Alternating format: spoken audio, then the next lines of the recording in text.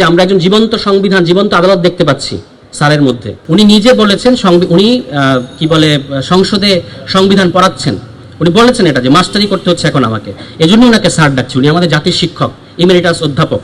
তো উনি দেখবেন সংসদ যে সার্বভৌম, এটা সিদ্ধান্তে কিভাবে পৌঁছান আমি এটা খেয়াল করেছি। জনগণ সার্বভৌম, সেই জনগণ আমাদেরকে ভোট দিয়েছে, সুতরাং আমরা সার্বভৌম, এরকম একটা ওনার লজিক।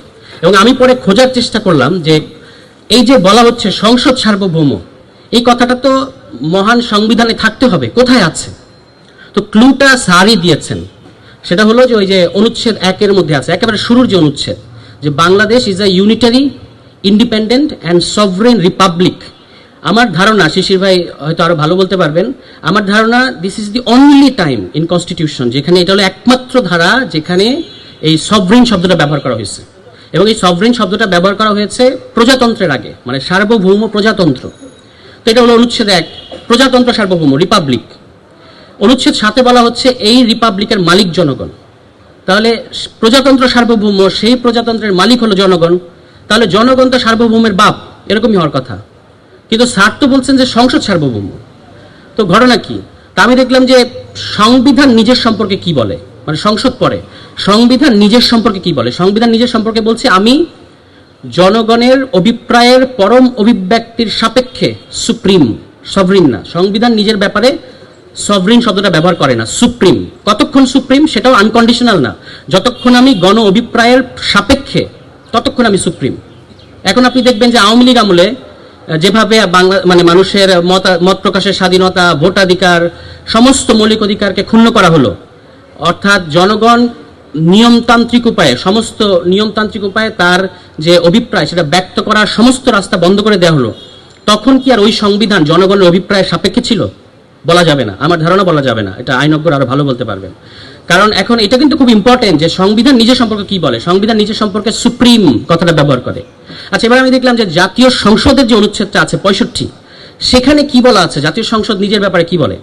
জাতীয় সংসদ নিজের ব্যাপারে বলছে যে এই সংবিধানের বিধানাবলীর সাপেক্ষে আইন প্রণয়নের দায়ভার বা আইন প্রণয়নের ক্ষমতা ন্যস্ত থাকবে সংসদের উপর। এই সংবিধানের বিধানাবলীর সাপেক্ষে, মানে আন্ডার দিস কনস্টিটিউশন সংসদ আইন প্রণয়ন করবে, এই ক্ষমতা তার কাছে আছে এবং এই ক্ষমতাটা সে প্রয়োগ করতে পারবে এই সংবিধানের অধীনে, এই সংবিধানের বাইরে গিয়ে না। এ কারণেই বিভিন্ন সময় আপনি দেখবেন যে এই যে গতকালও হাইকোর্ট একটা রায় দিল যে সুপ্রিম কোর্ট সচিবালয় প্রতিষ্ঠা করতে হবে এবং সংবিধানের একটা অনুচ্ছেদকে তারা অসাংবিধানিক বলেছে। বিভিন্ন সময় আপনি দেখবেন যে আমাদের আদালত কিন্তু হাইকোর্ট, সুপ্রিম মানে কোর্টের মানে আমাদের সংসদের বিভিন্ন সংশোধনীর কে অসাংবিধানিক ঘোষণা করে।